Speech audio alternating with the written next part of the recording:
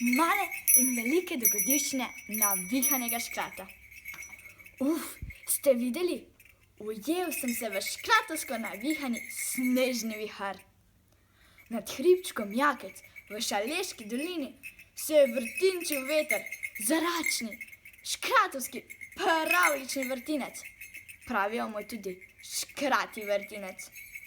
Namenjen je malim in velikim pravljičnim dogodivščinam, ki se lahko pripetijo vsakemu izmed nas. Zgodilo se je, čisto zares se je zgodilo, da so ljudje izgubili veselje, nasmeh, nekako se niso znali znajti, zbrati, bili so slabovoljni. Kar naprej je bilo nekaj narobe. Pritoževali so se, vse je bilo zaman neprijetno, res neprijetno, če se kdo kar naprej pritožuje, da nekaj ni dobro, ne da bi vedeli, zakaj sploh. Lahko je res, da so se slabo počutili, jih je kaj bolelo, to je že res, a za veliko stvari je potrebno nekaj malega dobre volje in škratovske energije. Poklical me je škrat Šaleček in je povedal, kako je z ljudmi in otroki, da niso nič kaj dobre volje. Prazniki pa so pred vrati. Me je kar presenetilo, zelo presenetilo.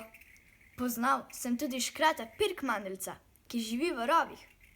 Vsi škratje smo se na hribčku Jakec dobili in glave skupaj staknili. Se odločili, da na večer, tisti, saj veste kateri, čisto poseben škratovski večer.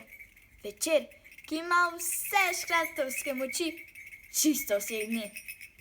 Škratje smo škratovske glave skupaj staknili, nekaj navihanosti in dobre volje razpršili, da se vanje ulovimo in se nasmejimo malim, lepim dogodivščinam, trenutkom, prijateljem, navihanosti, dobri volji. Že tisti dan se je nekaj spremenilo. Ljudje so postali bolj pozorni, nasmejani, dobrovoljni. Drug drugemu so se malo nasmejali, kakšno prijazno besedo podali.